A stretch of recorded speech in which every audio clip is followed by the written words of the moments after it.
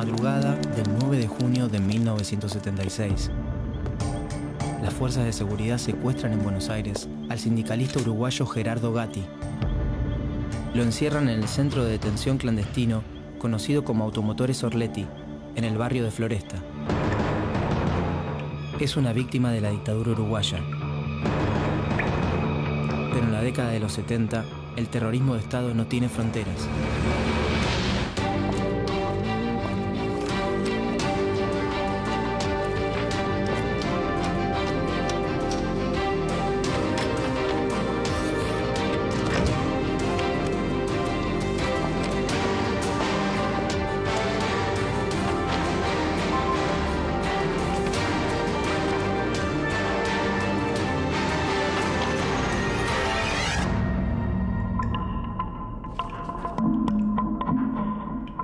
En la segunda mitad del siglo XX, la política uruguaya se repartía entre dos fuerzas: el Partido Colorado, que representaba a los sectores urbanos, y su adversario, el Partido Blanco, que defendía los intereses del campo. En la década de los 60, blancos y colorados se enfrentaron a un enemigo común: el Movimiento de Liberación Nacional Tupamaros, el MLNT. Tupamaros se formó en 1963, 4 años después del triunfo de la Revolución Socialista en Cuba. Tenía un objetivo: transformar la sociedad a través de la lucha armada. Su nombre surgió como homenaje a Tupac Amaru. Desde sus filas, el movimiento denunciaba los casos de corrupción de los grandes partidos. También asaltaba bancos o grandes empresas para financiarse. Protagonizó la voladura de una radio y llevó adelante varios secuestros. La guerrilla despertó la simpatía de la población con acciones sorpresivas. El 24 de diciembre de 1963, sus militantes bloquearon el paso de un camión de alimentos y lo llevaron a un barrio marginal. Algunos consideraban a los Tupamaros una especie de Robin Hood modernos. Estados Unidos temía que la experiencia de la Cuba de Fidel Castro se expandiera en su zona de influencia, y desde principios de la década de los 60, el gobierno se involucró en las decisiones políticas de América Latina. El Departamento de Estado estadounidense difundió entre los militares del sur del continente la doctrina de seguridad nacional. Uruguay formó parte del Plan Cóndor, una política de coordinación represiva de los países del Cono Sur, digitado por Estados Unidos. En plena Guerra Fría, preparaba a los hombres de armas para atacar posibles focos revolucionarios. Estados Unidos solicitó a las autoridades uruguayas que asesinaran o amenazaran de muerte a Raúl Sendic, líder de los Tupamaros. En esos días, la guerrilla había secuestrado a uno de sus hombres, el agente de la CIA Dan Mitrione. Nació el 4 de agosto de 1920 en Italia. Desde 1969, ocupaba el cargo formal de jefe de la Oficina de Seguridad Pública estadounidense en Uruguay, pero su verdadera misión era enseñar a torturar. El dolor preciso, en el momento preciso, en la cantidad precisa, para el efecto deseado, decía cuando se refería a la tortura. Mitrione formó a la policía uruguaya en la aplicación de técnicas de tormentos. Antes que nada hay que ser eficiente, decía Mitrione. Se debe actuar con la eficiencia de un cirujano y con la perfección de un artista. El 31 de julio de 1970, el movimiento Tupamaros secuestró al agente norteamericano para utilizarlo como ficha de cambio en la liberación de 150 militantes detenidos. El presidente uruguayo, Jorge Pacheco Areco, se negó a cumplir las exigencias de la guerrilla y el 10 de agosto, Mitrione apareció en el asiento trasero de un auto robado. Estaba muerto. En 1972, Pacheco Areco ordenó reprimir a la guerrilla. Las Fuerzas Armadas fueron más allá aún. Las fronteras dejaban de ser territoriales para convertirse en ideológicas. La doctrina de seguridad nacional estaba en marcha. Los militares comenzaron a actuar como un ejército de ocupación al servicio de la lucha contra el enemigo, el comunismo.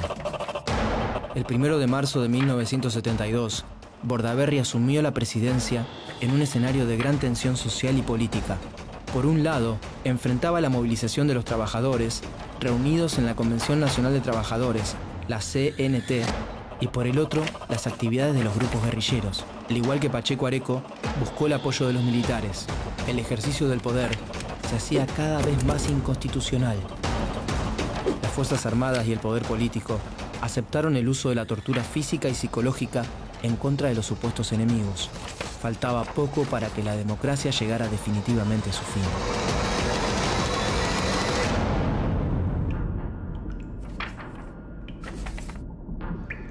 El martes 26 de junio de 1973, un grupo de empresarios influyentes se reunió en Montevideo con representantes de las Fuerzas Armadas. A puertas cerradas, manifestaron su inquietud. Había que controlar a los obreros politizados y privatizar el sector público. Un día después, Bordaberry anunció la disolución del Parlamento y prohibió la actividad de los partidos políticos. Se iniciaba formalmente la dictadura en Uruguay, la única en su historia.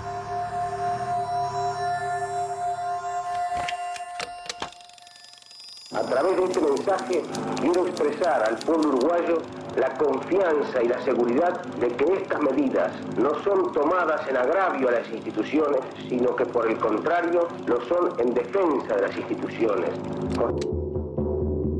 A diferencia de otros gobiernos militares de la región, las Fuerzas Armadas dejaron el cargo de presidente en manos de un civil, Juan María Bordaberry. Nació el 17 de junio de 1928 en Montevideo. Llegó al poder gracias al voto popular en 1972. En 1973 se convirtió en el primer dictador de su país.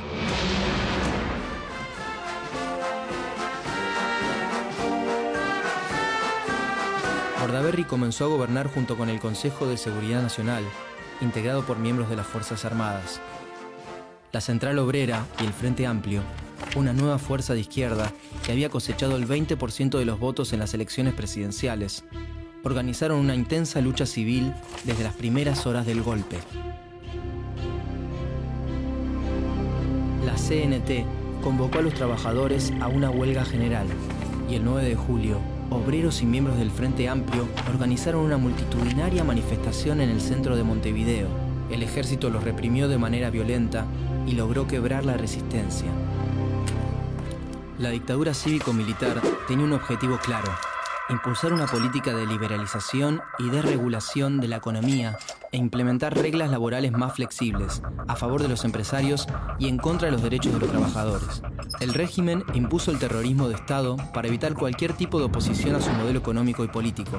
Secuestros, prisión prolongada, tortura, violaciones, asesinatos, desapariciones y robos de bebés formaron parte del sistema represivo de la dictadura uruguaya.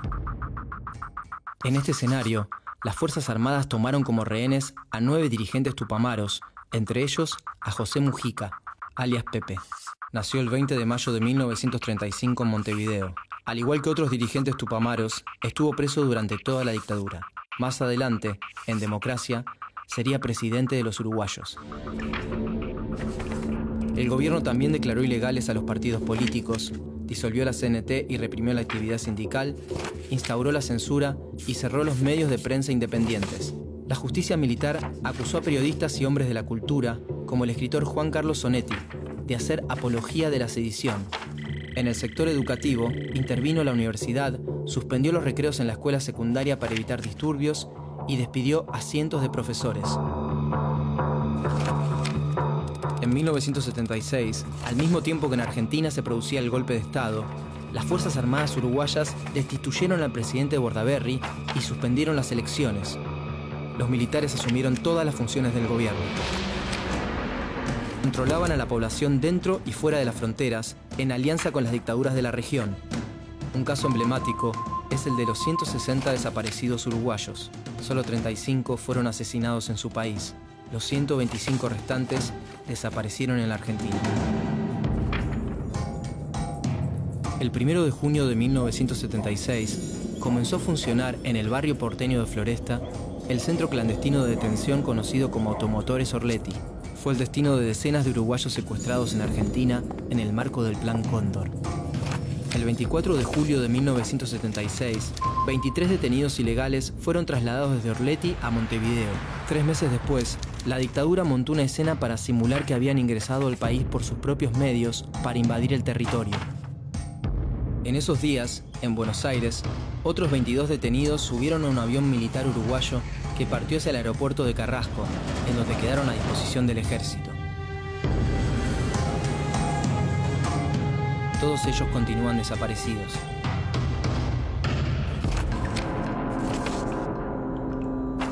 En 1980, los militares redactaron el proyecto de una nueva constitución. Establecía un candidato único para la presidencia que debía ser aceptado por las Fuerzas Armadas y condicionaba el derecho a huelga a la decisión del Poder Ejecutivo. El punto más fuerte era la tutela militar sobre la futura constitución y sobre la democracia uruguaya. La dictadura convocó un plebiscito para legitimar su proyecto en las urnas. Los partidos políticos aprovecharon para reaparecer en la vía pública con una campaña por el no a la iniciativa militar. El 30 de noviembre de 1980, los uruguayos concurrieron silenciosamente a votar. Participó el 85% de la población.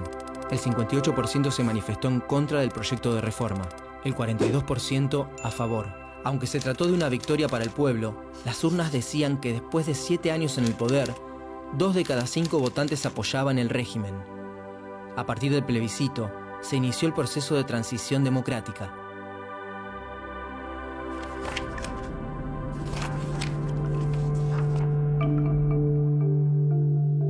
En noviembre de 1983, una movilización masiva al obelisco de Montevideo aglutinó a más de 400.000 personas. Se denominó el Obeliscazo, o un río de libertad.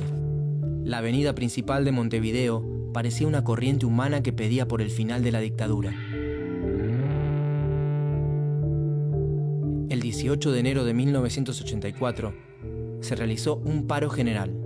Era el primero después del que había realizado la CNT el día del golpe.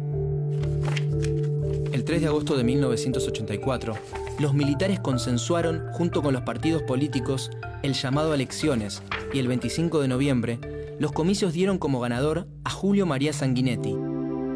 Nació en Montevideo el 6 de enero de 1936. Era un dirigente del Partido Colorado. Después de 12 años de dictadura, fue el presidente de la transición democrática uruguaya. Sanguinetti dictó la amnistía para los presos políticos y sociales, restituyó en sus puestos a los empleados públicos despedidos, repatrió a los exiliados y restableció las libertades civiles y políticas. Pero también promovió la ley de caducidad que dejó impunes las acciones de violación de los derechos humanos ejecutadas durante el terrorismo de Estado.